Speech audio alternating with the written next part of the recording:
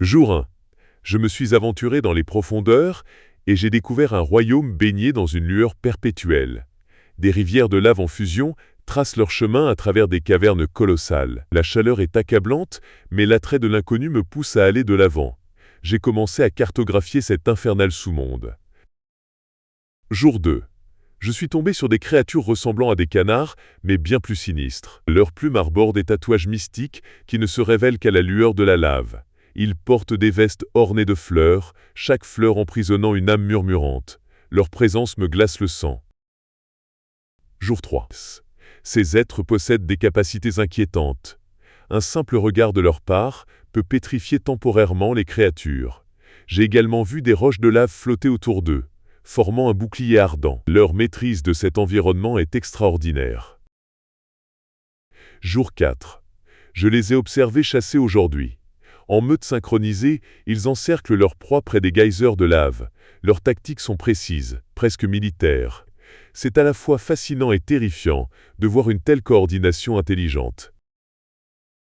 Jour 5.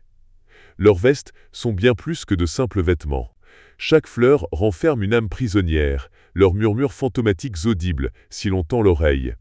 Sont-ce des trophées ou des malédictions qu'ils portent? Le tissu même semble animé de chagrin. Jour 6. L'aube ici n'apporte aucun réconfort. Le soleil se lève, arborant un visage menaçant qui projette des ombres déformées. À son ascension, le sol tremble, et l'air est empli des rires sinistres d'enfants démoniaques invisibles. C'est une épreuve pour les sens. D'immenses golems patrouillent dans certaines régions, sentinelles silencieuses de pierre et de lave. Ils bougent rarement, mais leur seule présence dissuade toute approche. Quel secret protège-t-il? Je n'ose pas encore le découvrir. Étonnamment, leur armement reflète leur sens tordu de l'ironie.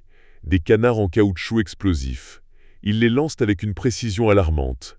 À la détonation, ils libèrent un chaos semblable à une éruption volcanique. Un jouet d'enfant transformé en instrument de destruction. Jour 9. Leur société prospère grâce à une chasse incessante et des combats. Seuls les plus forts survivent, leur pouvoir s'amplifiant à chaque victoire. C'est un cycle brutal, un test constant de force qui façonne leur existence même. Jour 10. Mon voyage touche à sa fin. Ce monde de feu et d'ombre a révélé des merveilles et des horreurs, au-delà de l'imaginable. Un te désendeur, alors que je remonte vers la surface, je ne peux échapper aux murmures qui me hantent désormais. Cet endroit m'a changé, peut-être pour toujours.